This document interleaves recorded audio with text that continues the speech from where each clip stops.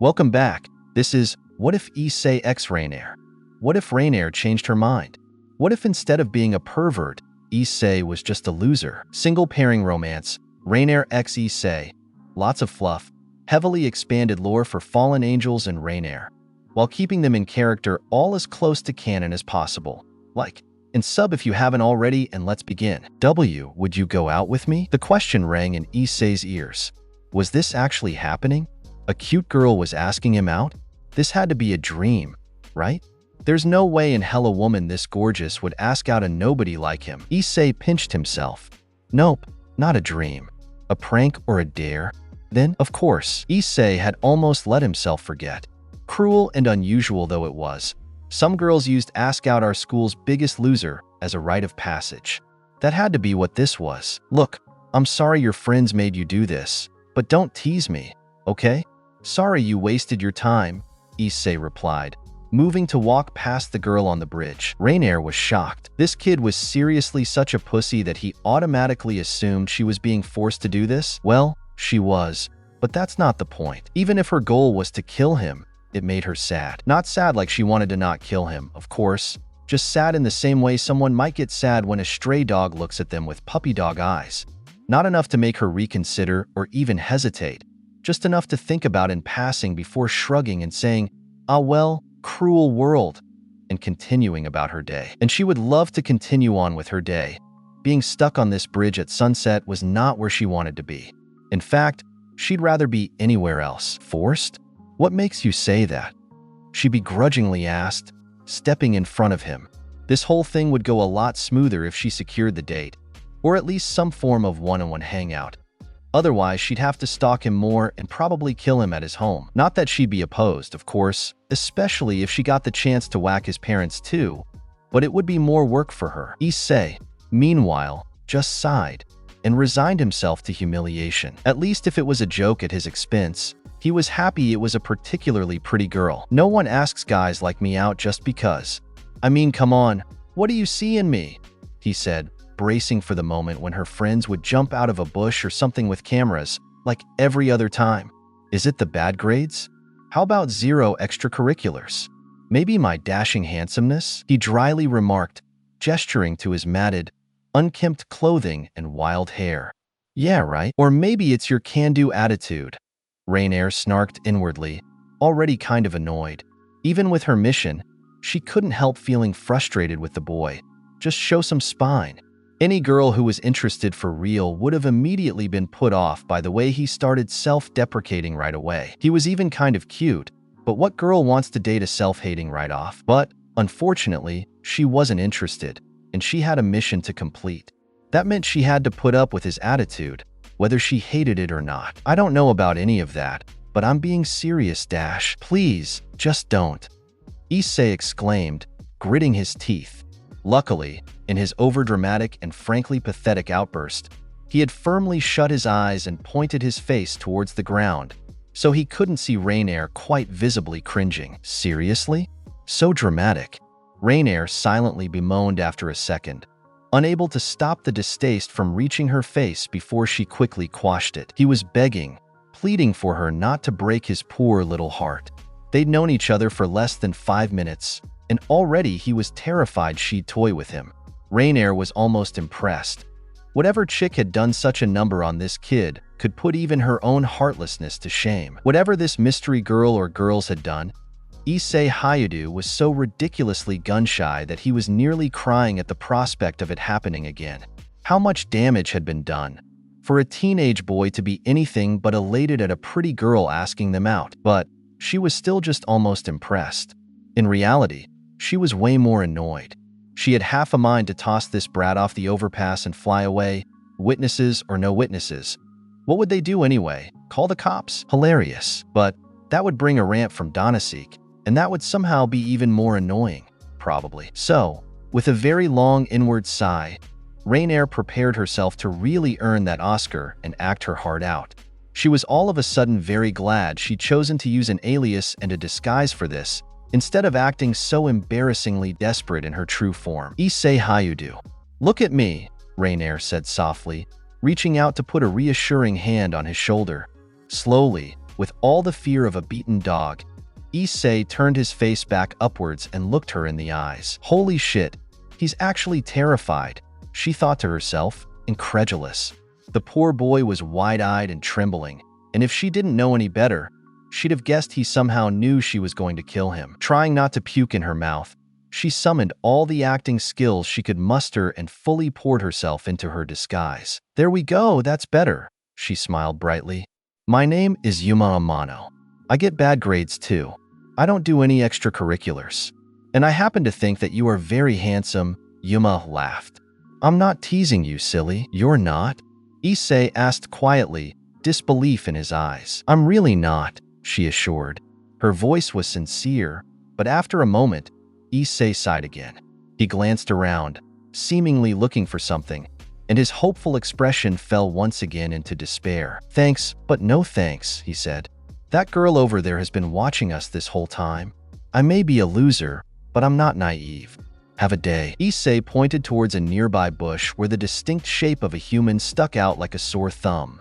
Raynare locked her eyes on it, then suppressed the urge to grimace as she picked up a hint of demonic magic. A devil.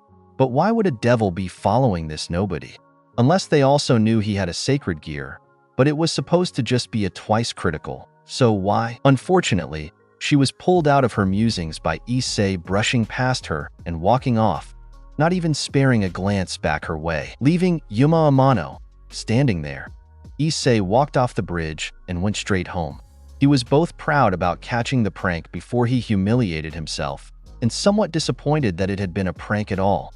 Maybe one day. No, wait shit. Meanwhile, Raynare watched him walk away for a moment, till eventually turning her gaze to the bushes where he'd claimed to see her friend hiding. Surely enough, there was someone behind them. Come on out, devil, Raynare called out, letting her disguise slip away. Yuma Amano melted away, and with a flash of black feathers, Raynare's true form was revealed. You'd better hope you're not a stray, she added, standing up to her full height and holding a hand out to her side, ready to skewer a devil with pure light. Suck it, rat bird, came a monotonous voice from the bush, before a short, petite girl with white hair stepped out. I belong to the House of Gremory. This is our territory. At that, Raynare rolled her eyes. Much as she might want to, killing one of the Gremory household without provocation would be a mess, and this was technically their territory. Not that that would ever stop her from being there. Sure. Silly me. How could I forget? The fallen angel snarked, shrugging dramatically. Now spill, shorty.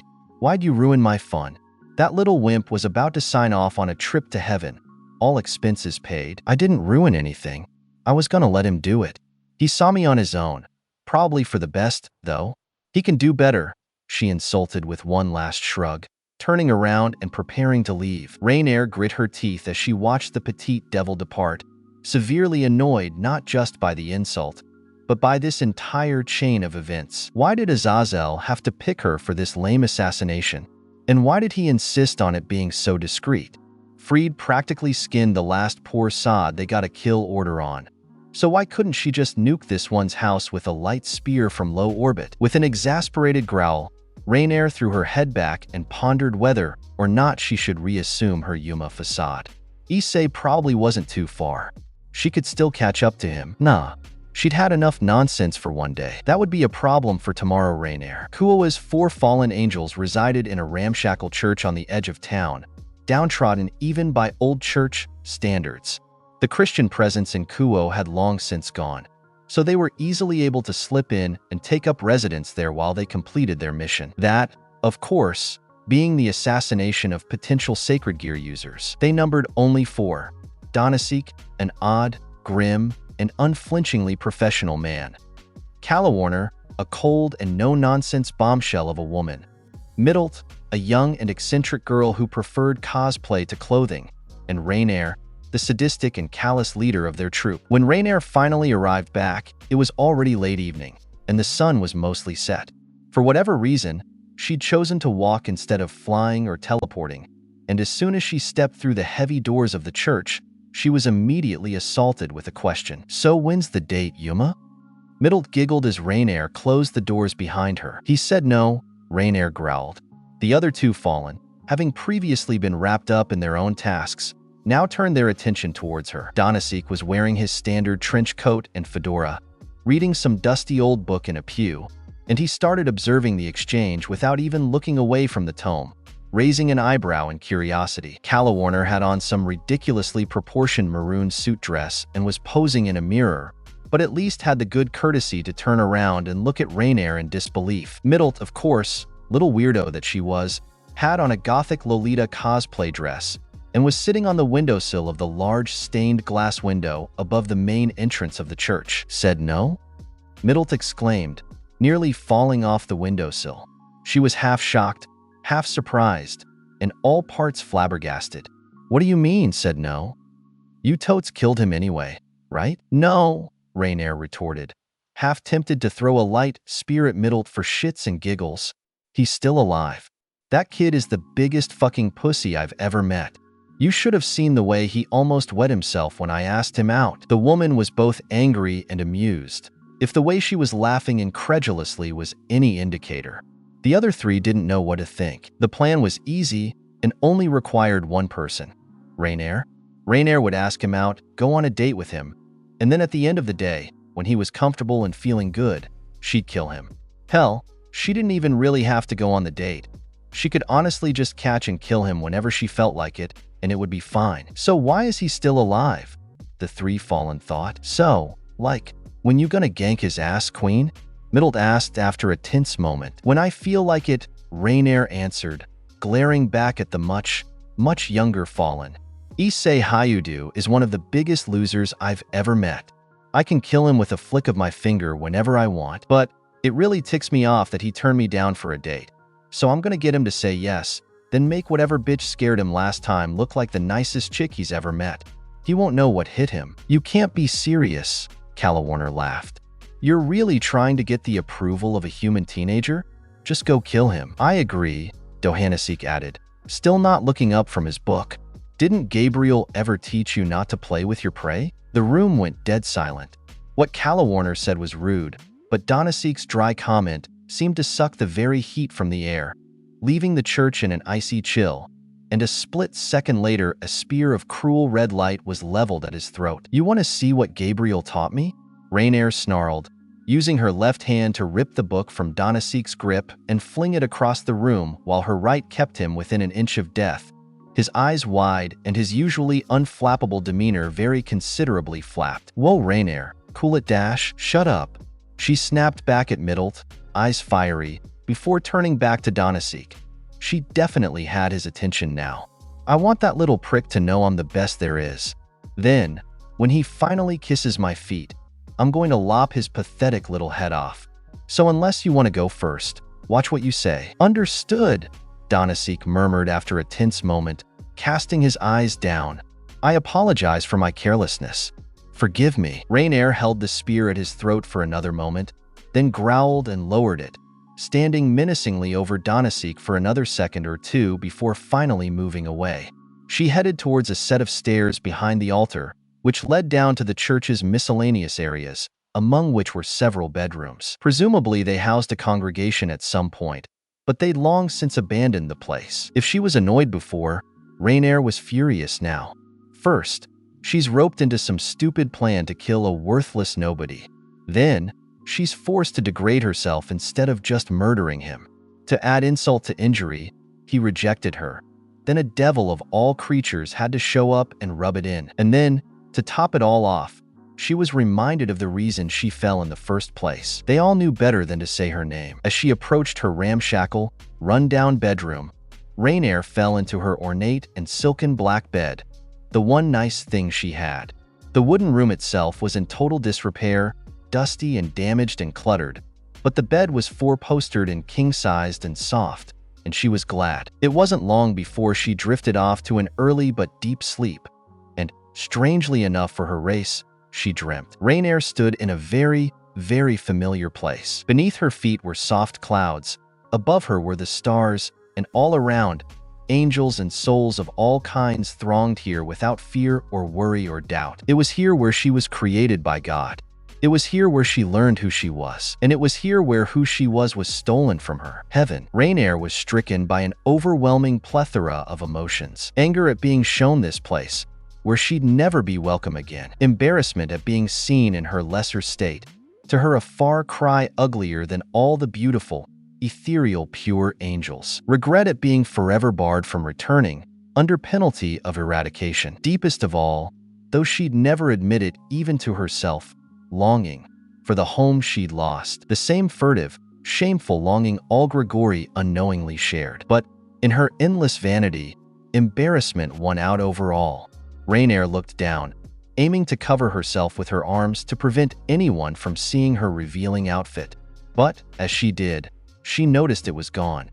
In place of her skimpy black straps and leather, there was a silken white robe with golden trim, and she was shocked. But then, she felt her wings flap not by her command, and as she turned to behold them, they were not black, nor were they gleaming white. Her wings were cool, silvered moonlight, glittering like falling stars. Raynare had but the briefest moment to marvel at the beauty of her own feathers before being unceremoniously torn from the dream. The fallen angel sat up in her bed with a start, having awoken totally at random.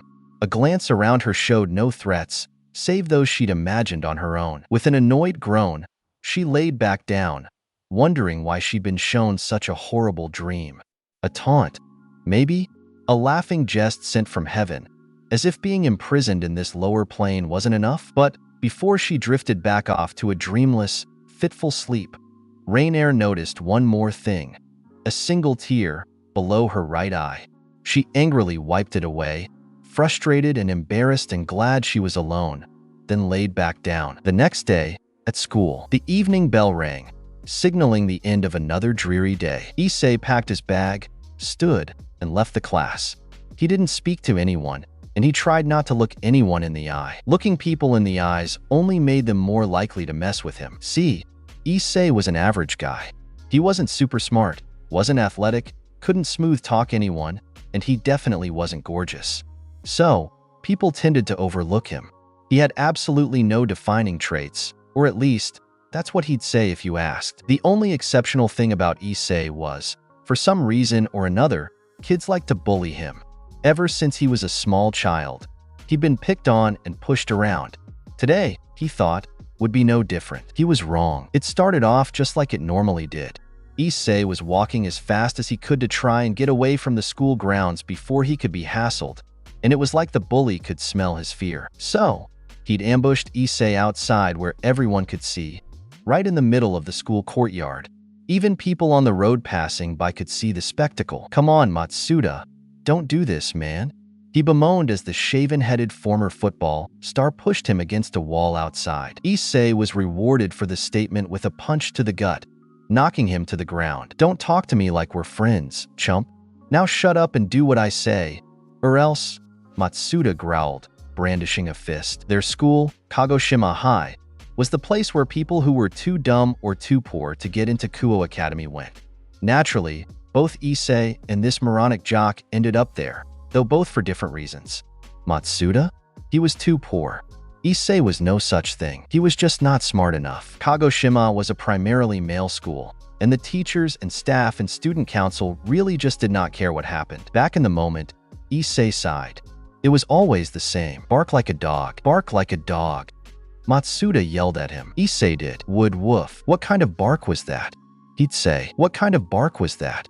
Louder. So Issei would be louder. Woof woof. By this point, kids would start to stare and laugh. Occasionally, the student council would reprimand Matsuda, but today wasn't one of those lucky days, so Issei had to suffer. Just like always. Now, roll over. Now roll over. But this time, Issei didn't roll over. Issei was thinking. Funnily enough, despite Issei deciding that the girl who'd asked him out has done it for cruel reasons, for some reason it had gone to his almost minuscule ego. Those words she said, "I think you're very handsome," had made his heart beat just a bit faster, made his blood run just a bit hotter. A tiny trickle of confidence had leaked into his veins, and now, even a day later, it was still there, and it was about to combust. Why is it always me?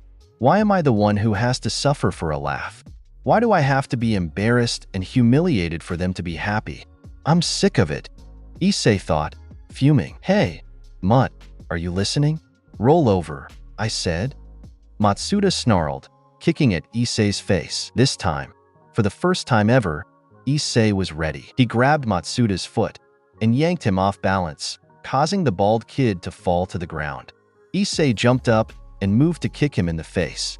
He did too. With a satisfying thwack, the bully's head jerked to the side. Unfortunately for Issei, justice doesn't always win. Issei had landed a lucky hit, sure, but just the one. Because, as luck would have it, Matsuda was a martial artist, and now he was pissed. Matsuda grabbed Issei's foot as he tried to kick a second time, and spun underneath him in a leg sweep, knocking Issei to the ground and disorienting him. Matsuda used this time to get back up and land a solid punch to Issei's face, splitting his upper lip. Fortunately, Issei had been punched in the face before.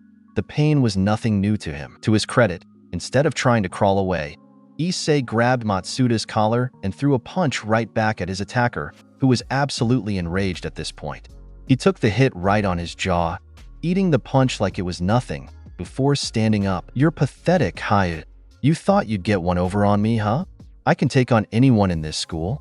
You're nothing compared to me, he gloated, looming over Issei as the boy tried to stand back up. It seemed Matsuda had never heard the one about kicking a man while he's down, because he chose that moment to take a page out of Issei's book and kick him hard in the face.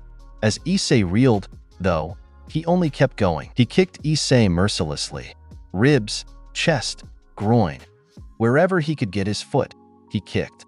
After a solid minute of brutalizing, he leaned in close to the beaten boy, who flinched at the proximity and bared his teeth like an animal. He expected submission, but that wasn't what he got. In a move that surprised everyone, Issei spit blood in his face. There was a moment of stunned silence, and then, with a roar of anger, Matsuda stood up to his full height and brought his heel down hard into Issei's ribs, cracking more than one. Then, with a rageful huff, he took off. He just left. At that point, Issei was ruined, physically at least. He wheezed pathetically on the ground, at this point completely unable to stand back up. And yet, he was grinning. Why? Because he fought. This time, unlike any other time, he fought. And it was fun. 1 minute became 10, 10 became 30. Spectators shuffled off, finding something better to do. Teachers left the school. The student council left, too. They all walked past him, or even over him. Nobody helped. Nobody called emergency services. 30 minutes turned to an hour. No one cared, but Issei kept his grin. Even as the adrenaline of the fight wore off and the pain set in, fierce enough to make a grown man pass out, he stayed awake and kept on grinning. He'd gone out with a bang. He wasn't dead. Hell, he wasn't even dying. His injuries were serious, grievous even, but probably not fatal if he got any sort of care. But it didn't matter. None of the kids there knew it. But Issei was done. He had every intention to go home and end his own life. Anything would be better than this. Even an eternity in hell, Issei thought, would be better than his current life. He would kill himself and make the problems go away. He was proud, though. He'd gone out as a fighter. For once in his lame, pathetic, loser life, he'd fought, and he'd fought hard. But then, his saving grace appeared. There was a spectator to the violence in the schoolyard, one who didn't even attend the school there. She'd been passing the school when she saw an abnormal crowd and decided to investigate. Her name was Raynare. You put up a mean fight, kid, she sighed as she walked up to his sprawled out, bloody form on the ground. That was a nasty kick you got off. Think I saw him spit a tooth out when he stomped off. Heh, serves him, right? Issei wheezed out, every word labored and painful. It felt like one of his lungs may be punctured, and it most certainly sounded like it. Huh, I bet. Did it feel good?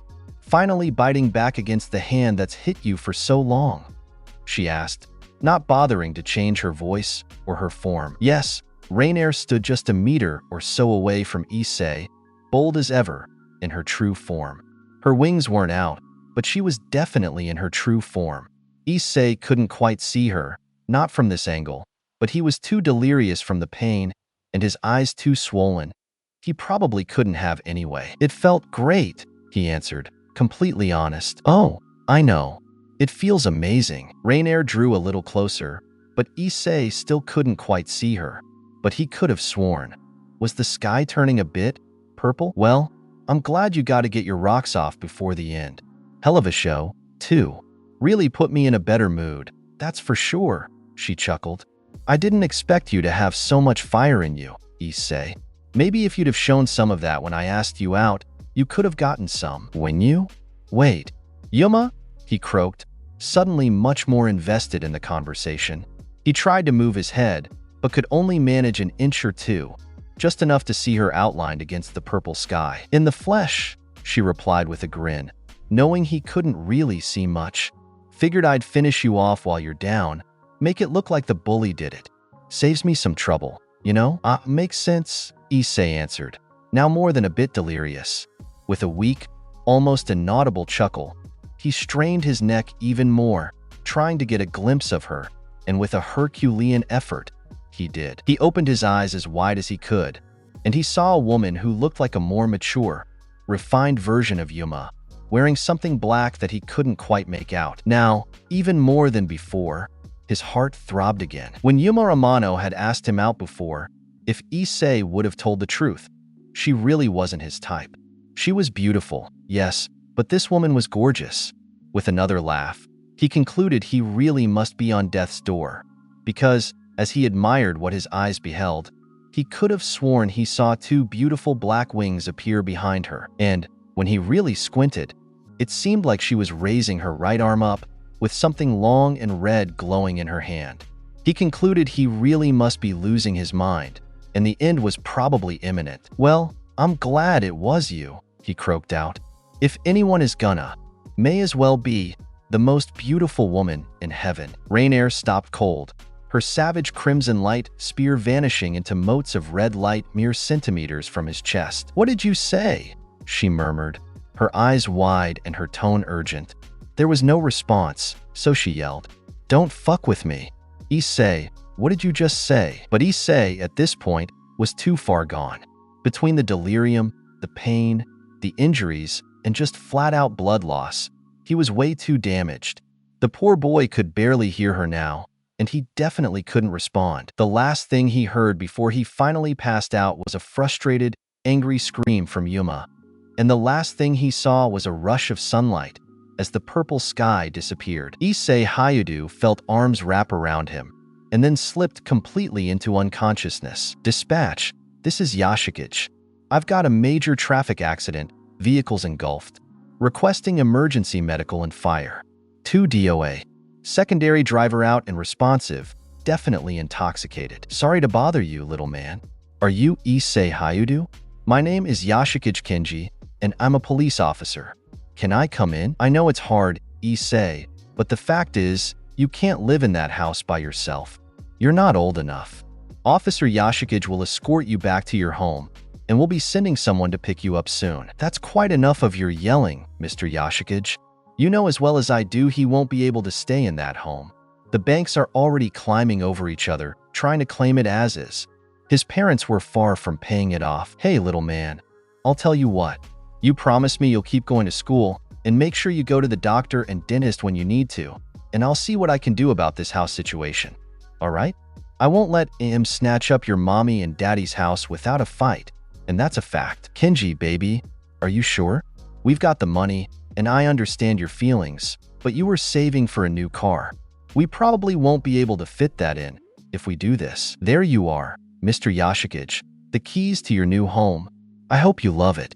It's a shame what happened to the previous owners, but the world spins on, right? Business is business. Good morning, little man. You're not packing up, are you? Why would you do that when I've got these? That's right. These are the keys to your house, Issei. It's yours now. I paid it off and put it in your name. Nobody can take it from you. Remember what you promised me, all right? Yashikage Kenji had just sat down for a nice breakfast when his phone started buzzing like crazy in his pocket. The police officer sighed, hanging his head for a moment before reaching for his cell. Hello, he answered, trying his best to keep the annoyance out of his voice as his coffee cooled and his breakfast sandwich slowly got soggier. Yoshi, so glad I could catch you. You night shifters are so hard to reach sometimes. Anyway, when did you want to go over those files for the Ashino case? Can it wait? I literally, and I do mean literally, Just sat down for my breakfast, Kenji explained tersely, idly swirling the stirrer in his coffee. Haven't even sipped my coffee yet. Sure, but let's schedule a day, okay? Tentative, you know? We'll put a pin in it, get it on the map. You're not gonna let me hang up till I agree on a day, are you? No siree. After a very long sigh, Yoshikage stood up, leaving his breakfast for a moment, and stepped outside to chat with his colleague. However, the words caught in his throat as he saw Issei Hayudu, bloody and unconscious, splayed across the hood of his patrol car. What the hell? Issei? The officer exclaimed, immediately jumping into action, quickly shooting glances around the immediate area as he hurried to the boy and examined him for signs of life. He held 2 fingers to Issei's carotid artery, searching for a pulse, and breathed a long sigh of relief when he swiftly found it. He was breathing too, if only faintly, but that meant he was probably relatively stable. Mere moments later, Officer Yoshikage Kenji of Kuoa's finest had his legal godson in the front seat, speeding to a hospital. He could not see the fallen angel watching them from atop a building high above, cloaked in magic and hidden from view. Raynare grit her teeth and clenched her fists as she watched them speed away. What an awful evening. She dumped the passed-out Hayudump on the first public authority she could find, but they just so happened to know each other? How much of a bullshit coincidence was that? It wasn't like it really mattered. Her intention was for someone to take him to a hospital. Whether the cop knew him or not didn't mean anything as long as they gave half a shit about a dying person. Despite the undisputed irrelevance of it, something about that coincidence pissed her off like crazy. Her fingers clenched into her palms at the sound of the officer yelling Issei's name so concernedly, as if the mere notion that someone cared about that little loser at all got under her skin. May as well be the most beautiful woman in heaven. Raynare snarled angrily. The dying brat's words echoed in her mind as if taunting her. After all, wasn't that exactly what it is? A taunt?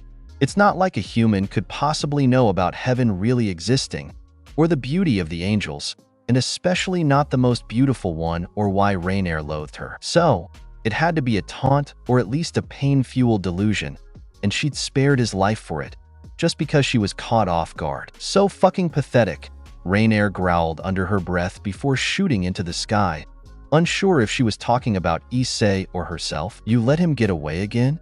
Calawarner exclaimed at Raynare's words, truly not believing what she was hearing. I don't want to kill the little knucklefucker while he's half dead already. This may come as a shock to you, Calawarner, but some of us don't want anyone else's sloppy seconds, Raynare snarled, defensive yet pissed. After all, truthfully, she too was unable to believe her actions. Why had she let the little runt live? She could have killed him with a finger flick, and it's not like she actually gave even a single shit about it being an honorable victory, or a good hunt, or anything like that. No, she'd killed more valuable people in far less dignified ways, and every single fallen in the ruined church knew it. Calawarner and Donasek shot each other concerned glances, clearly not buying Raynare's explanation, but only Middlet had the wherewithal to actually speak up. Sorry, Queen, but that's so not Sigma. TBH, it's giving skibbity, Middlet cleverly pointed out, not even bothering to look away from her ring light as she practiced whatever the newest fad dance on TikTok was. Did you even try to riz him with your giant or dash? Shut the fuck up, Middlet. Raynare practically shrieked, cutting off Middlet's inane blithering instantly. You're so annoying. You're what, a few thousand years old, and you act like you're 14. Go outside, you little freak, and drop the slang while you're at it. You sound like a relapsing lobotomy addict. After Raynare stopped, partially to mentally tear some hair out and partially to take a breath, there was total silence in the church. Each fallen watched with bated breath, unsure if her outburst was truly over or not. But, as moment after moment passed and nobody spoke up, Raynare glanced around, felt that self-conscious heat rise up her neck, snarled angrily, then stormed off. Down she went, below to her paltry bedchamber, while her bewildered compatriots were left open-mouthed behind her. Ugh. Middlet exclaimed, beyond frustrated. There were clearly tears in her eyes as her hands clenched into fists, and she struggled not to let herself fully cry. You think I want to be stuck like this, you total jerk? Calawarner and Donasek both watched in equal measures of relief and pity as Middlet sprouted her own black wings, flying up through the window of the church and taking off to who knows where. Two formerly heavenly angels, and they both act more like humans than you and I ever could, Donasek lamented, Calawarner snorting a dry laugh. Almost makes you wonder, huh? Our situation isn't all roses, but at least we got to grow up, she replied, sitting down on a pew. And Raynare, who knows what's gotten into her? Think she has something to do with it? Almost certainly. Maybe if our leader could move past her own issues, we'd actually accomplish something worthwhile. Maybe she'd actually grow a few pairs. Huh, glad you two are getting along. Both Fallen froze in place as they heard Raynare's low, dangerous growl. It had only been moments since she left. Neither expected her to come back so fast. They wrongfully assumed she'd be sulking or raging for hours, not seconds. Lady Raynare, Kenneth Dohansek, you kiss ass? Where's Middled? She took off. No clue where, Calawarner answered, a standoffish tone evident in her voice. At that, Raynare sighed frustratedly and closed her eyes, trying in vain to rub away the headache that throbbed behind her temples. Her anger had quickly cooled into a simmering resentment, though she couldn't tell if it was towards her situation or if she was just losing her patience with everyone else. God damn it, she muttered, annoyed with herself for the 10th time this week. I'm gonna go find her. Try not to let all this shit talk go to your heads, mutts. I may only have one pair of wings, but I don't see either of you molting anytime soon, and if you want to fuck around, I'm more than happy to remind you why I'm in charge. Out of my way. Raynare shouldered through the two of them, deliberately checking Calawarner with an elbow, then took off into the night. Yuma? Issei gasped, his eyes slowly dragging open. Bright light stung his retinas as they adjusted, but he forced his eyes to stay open as a familiar voice swam into his consciousness. Whoa, kiddo. Take it easy. Who's Yuma? I know you didn't go and bag a gal, right? Officer Kinji? Issei said confusedly, his eyes widening a bit more. What are you doing here? First of all, nice to see you too. Secondly, you want to take a look around and tell me where here is? With a groan, Issei forced his head up an inch and glanced around. A hospital room? The teenager asked with no small amount of disorientation. All of a sudden, the pain came rushing back. His whole body was sore and ached to high heaven. He could feel an 4 in his right hand, and one leg was elevated. Bingo, Kinji answered, chewing on the stem of one of the lollipops he kept on him since he quit smoking years ago. A nervous habit, no doubt, but one he acknowledged. You want to tell me what happened? With no small difficulty, Issei thought back. His memories seemed so far out of reach, but he clawed his way towards them anyway. Oh, right, he said nonchalantly after a moment of determined thought. I got in a fight at school. A fight? With what? A mechanical bull. What the hell happened? Close enough, Issei shrugged with a dry grin. But I got him pretty good. His name is Matsuda. If you go after him, can you say he was resisting and tase him for me? Kid, I'm definitely going after someone. I found you bloody and bruised on the hood of my patrol car, he replied seriously. Yashika's voice was grim in a way Issei hadn't really heard before, and it made him a strange kind of apprehensive. On your car? Really? The last thing I remember was laying on the ground at school. Guess someone did me a solid. Issei laughed again, this time sending himself into a coughing fit which spiked his vital signs. That'll be a first, the boy continued with a labored smirk when he finally calmed down. Well, clearly whatever happened knocked a few screws loose in your head. Either that, or they've got you on stronger meds than I thought. Anyway, kiddo, I've got to get a move on and get back to work. You've got my number if you need it, Yashika offered, putting his hat back on and standing up from his place beside Issei's bed. Turning back, he added, have you looked over that school I told you about? Yeah, I looked it over. Too expensive. He waved off dismissively. Issei heard the unspoken words loud and clear. Can I get you out of that school and into a better one? I told you not to worry about admission costs, dummy. Issei's guardian growled good-naturedly. Tell me you at least dash. I scheduled a testing time, Issei relented, sarcastically rolling his eyes. Next week, Kuo Academy. Attaboy, Yashikage grinned. Text me if you need me. I gotta get back to work and look into this Matsuda kid. Schoolyard fight or not, dumping you on a police car bloody and beaten definitely catches some charges if I get my way. As Yashikage left the room, a nurse stepped in. She was short, with blonde hair tied up in two rough side ponytails hidden behind a large black bow, and had mischievous blue eyes. "Hey, cutie. My name is Middlet, and I'll totally be your nurse for a little while," Raynare growled for the 100th time as she flew in the air over Kuo. It was morning now. Wherever Middlet had gone, it had her sister Fallen stumped for hours. She tried a communication spell, only to be ignored. She tried a tracking spell, only to be warded against. Middlet was really pissed. So, with nowhere else to really go, Raynare decided to see where her brat of a target had ended up.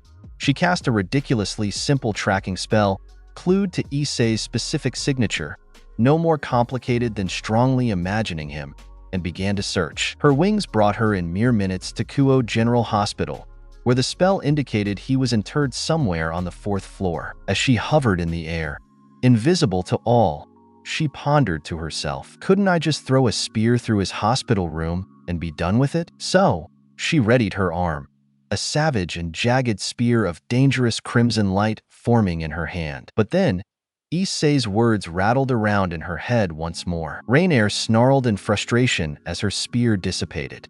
Why did he have to say those words?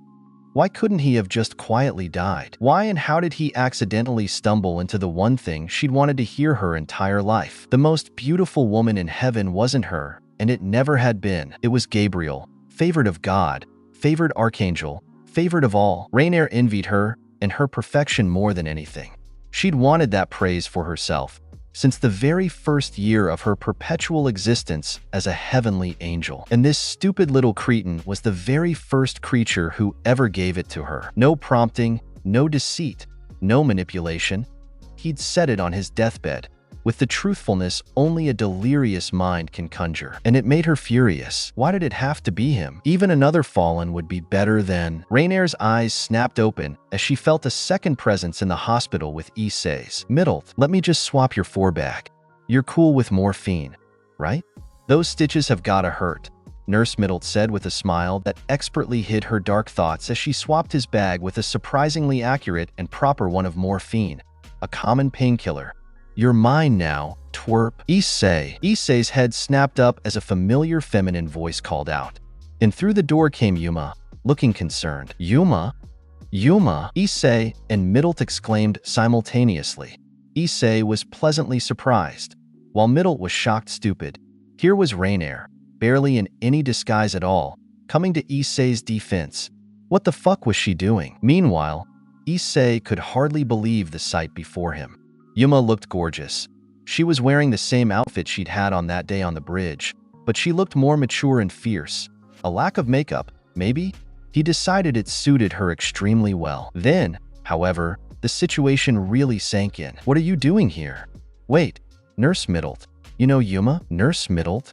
Yuma growled, a dangerous smile hiding her anger. "Oh, we go way back. I didn't know you were working at Kuo General Middlet," she said in a mock good-natured surprise, a snarl glaring underneath. "Can I talk to you for a second about my friend's condition, nurse?" Raynare didn't give Middlet a chance to reply before grabbing her hair and dragging her out into the hallway. They both turned invisible to humans without anyone noticing, having a conversation in secret despite being in the middle of a bustling hallway. "What the fuck are you doing, Middlet?" Raynare exclaimed, her violet eyes piercing into Middlet's psyche. "Getting rid of this little jerk-off so you don't have to, since you obviously have a crush," Middlet retorted, hot tears burning her eyes as she remembered Raynare's earlier outburst. "I was going to do you a favor, even after you were a total asshole." "A crush? Are you out of your fucking mind?" Raynare replied, flabbergasted past the point of even being angry. She laughed incredulously, genuinely unable to believe her ears. "You must be. Look, if you want to kill him so bad, go ahead. The only reason I haven't yet." He said the same shit they used to say about Gabriel. To me. Seriously? That's what this is about. Yes. He was on his way out, bleeding to death. He looked at me, saw me in my true form, and blurted it out. I literally had my spear above his little loser heart, and I just froze. I couldn't fucking do it. It makes me so mad I can barely think straight, but it's seriously screwed with my head. "Are you for real right now, sis?" Azazel himself said to kill this kid, And you're getting cold feet because he stroked your ego? It's more than my fucking ego, you bitch. You know that, but ugh. Seriously? Middle whined, realizing Raynare was right. That was literally the one thing Raynare had been waiting her entire life to hear. It probably meant more to her than even she realized. So what? We're just gonna ignore Azazel? I don't know about you, Queen, but I don't feel like getting atomized. No. No fuck. It messed with me, yes, but if signing his death warrant gets us past this bullshit faster, then by all means, overdose him right now and let's get it over with. I'll be fine, especially once the sister finally gets here. So then, we're good? For real this time? You're fine to go in there and slit his throat? Why the hell not? Did you really think I'd get a crush? Have you seen him? He's not ugly. He's definitely not hot. He's totes your type. We've been besties for, like, a bajillion years. I know you're into medium ugly guys and brunettes. I'm not dignifying that with a response. My type isn't loser central station. I like guys who actually know what they want and have enough spine to take it. He barely has enough spine to walk. That was a pretty big response for someone who wasn't going to dignify dash. Look, Twintails, are we going to murder the little sock stainer, or what? Fine. But you were still a total jerk earlier. That's why I was trying to find you. I was going to say my bad. OMG. Seriously? Is the sky falling? Don't get used to it, pre-tween. The only reason I'm apologizing is because I know you don't want to be the way you are and I know you can't help it. If anyone deserves to get yelled at, it's him. Yeah. No kidding. You think I wanted to be the angel of teenagers? And yet here I am, always stuck using the new slang and acting like a total whatever. That was totally a lame apology, but I'm like, way too stunned you actually apologize to even care. Let's go bump this nerd off already. Now you're talking. Both fallen angels walked back into the hospital room, revealing their presences again with minimal effort. A shoddy barrier was hastily erected around the area of the room. Nobody would interfere, because anybody who could would just see an empty room and an empty bed until the deed was done and Issei's corpse popped up. Hey, hey, hey, be a beautiful, Issei crooned, grinning a slick grin at Yuma. I was hoping you'd come back soon, Angel. What took you so long? Come here. Middlet and Raynare's jaws dropped in unison. The meek, mild, frankly pathetic Issei Hayudu was now acting sleazy and confident. They both realized at once. He was high off his ass. Middlet, Raynare slowly said, blinking incredulously. Did you actually give him morphine? I mean, maybe a bit? I thought it would be enough to kill him if I just put a full bag on there. They make those bags the same size as every other 4-bag because that's a proper dose. You didn't kill him. You got him fucking stoned. Oh my god, wait, that's kind of hilarious. Middlet exclaimed, covering her mouth to hide a gleeful giggle. We could totally fuck with him. We totally could, Raynare purred darkly, her grin turning a bit savage as she spoke up and turned the conversation towards their prey. Hey, Issei, when was your first kiss? It could be right now if you weren't so far away, he retorted coolly, his head lolling to the side a bit as he met her gaze head-on. It was almost impressive how he made a somewhat lame admission about not ever having kissed anyone sound like a suave and flirty tease. You cocky shit, she growled as Middlet snorted a laugh. She was somehow shocked, indignant, and begrudgingly impressed all at once by his reply. Get a little liquid courage in you. And you think you're a superhero, huh? Did you forget how you got in that bed? 'Cause I got my ass kicked, obviously, he replied sarcastically. But you just wait. I'm gonna get ripped, I'm gonna get mean, and then I'm gonna rip that prick a mean new pussy. Holy shit, and I thought I was vulgar, Raynare snorted, unable to believe that she was talking to the same meek loser from before.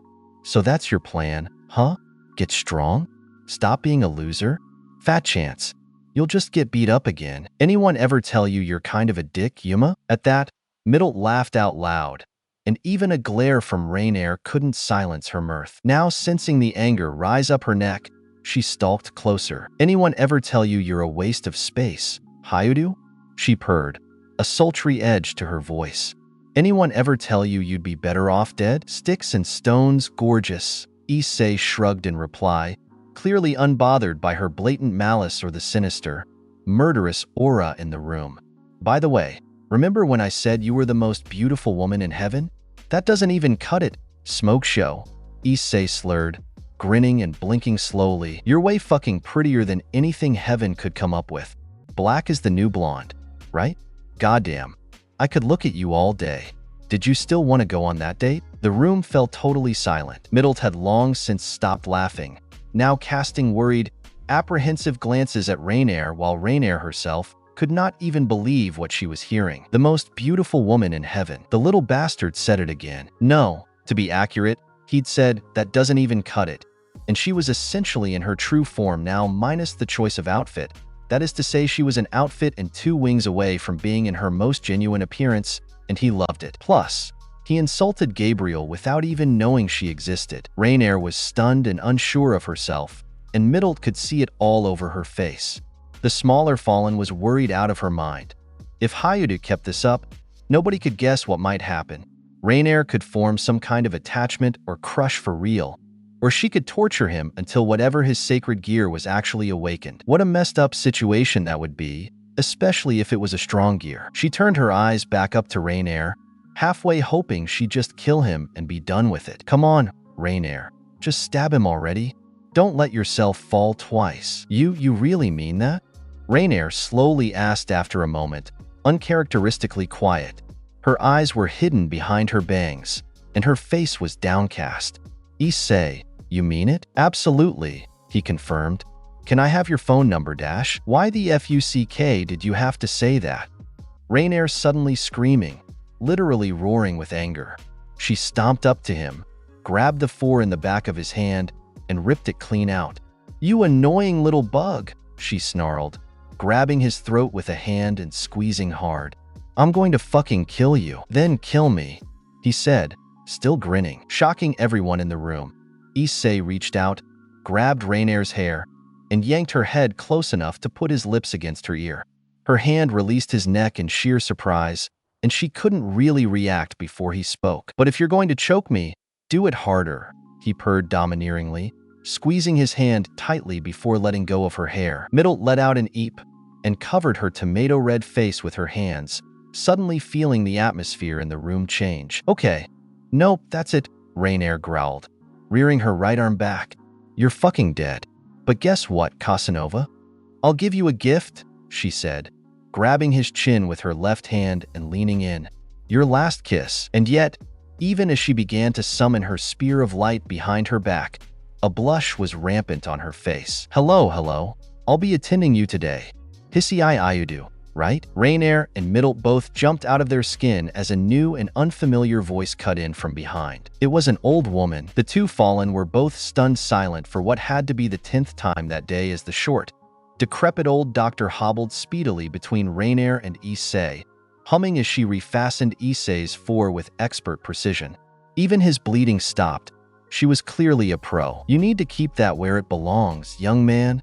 No playing with it," the old woman chastised, bopping him on the nose with a finger. "Yes, ma'am." Issei grinned goofily as the morphine flow resumed. At that point, Middle and Raynare were both wildly wary of the woman, hastily stepping back towards the entrance of the room to put some distance between themselves and her as she fussed over Issei.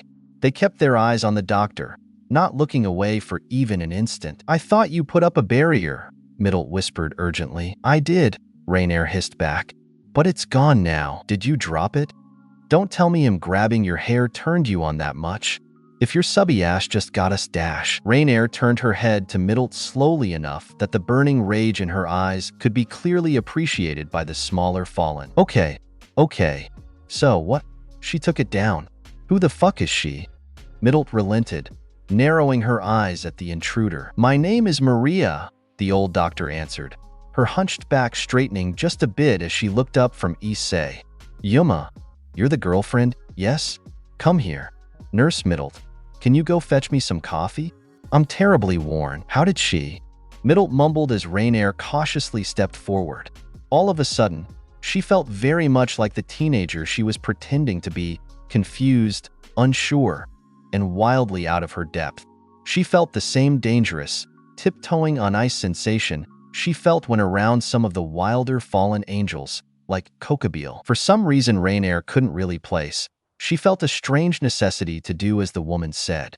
More than that, she felt a deep need to not disobey. It wasn't a spell or compulsion or anything tangible.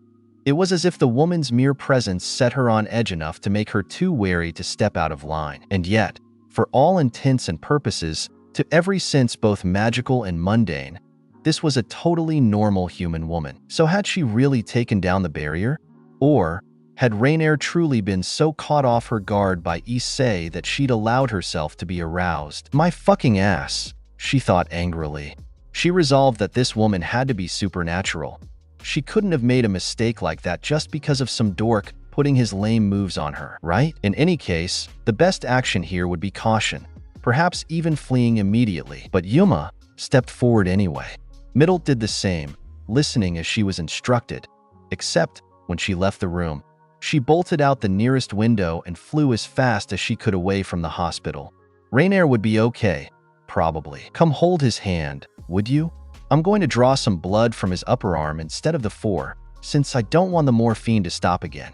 Issei, darling, keep your hand relaxed and don't squeeze. You got it, Doc, Issei chuckled, his head lolling to the side as Yuma approached. Raynare was seething.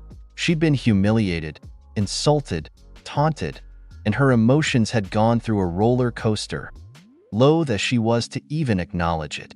And now, here was either a supremely odd human or some supernatural being she couldn't even gauge. Was this someone like Azazel or Odin, who loved to masquerade as a human? Or was it literally just some opportune woman who'd shown up when the barrier was at its weakest and happened to slip through? Could she just kill them both? But then, how could she have known Raynare's name? We have been saying it, she thought, trying to rationalize what was happening. Maybe she just overheard it, but her thoughts couldn't save her from reality. She'd arrived at Issei's hospital bed. He looked inquisitively up at her, his earlier sleaziness replaced by something bordering curiosity. God, I want to fucking murder this idiot, she mused, even as she extremely begrudgingly did what she was told. His hand was warm, soft, and trembled gently as she wrapped hers around it. Raynare ground her teeth in her mouth. She wanted to vomit. Maria gathered several instruments from around the room. Raynare didn't know or care what they were, but she hoped they stung. Hi, Issei said, cocking his head to the side. Raynare's nose twitched as she tried to avoid sneering. Hi, she replied, looking away. It actually really hurt when you pulled the tube out, Issei admitted, chuckling. If I wasn't on this stuff already, I think I may have screamed. A shame I didn't get to hear that, she growled inwardly, resisting every urge to shatter his hand with her supernatural strength. Oops, Raynare said out loud, shrugging. Her meekness had limits, and they had long since been found. She was only still entertaining this bullshit because she had no idea whether or not this old woman was capable of turning her into dust or not. His hand twitched around hers as the needle went in. He was still feeling pain. That was a small joy to her, at least. As far as apologies go, that kind of sucked, Issei snorted. My turn, though. Sorry for turning you down the other day. I was scared. Is he seriously doing this right now? He's literally having blood drawn. Goddamn it, Middle. Why did you have to get him high? And why is his personality all over the place? It's fine. You still want to go out? Absolutely, N-dash. Raynare paused mid-sentence. She couldn't kill him here now. This old woman was far too unknown of a factor. But if she could get him alone again, in the park, in the evening, without any soul around? Raynare grinned as Maria pulled the needle out, finished with her withdrawal and holding 2 vials of blood. She had more than enough reason and rage to kill him now. It was about time, she thought, for Issei to see firsthand what a monster the real most beautiful woman in heaven had turned Raynare into. You know what? I'd love to. And that's it for today's video. I really appreciate you all taking the time to watch and join me on this journey. Your support means a lot, and it's what keeps me motivated to keep creating. If you enjoyed the video, don't forget to like and subscribe if you haven't already. Every bit of support helps. Feel free to drop your thoughts or any suggestions for future stories in the comments. I love reading them and getting your feedback. Thanks again for being part of the community, and I'll see you in the next one.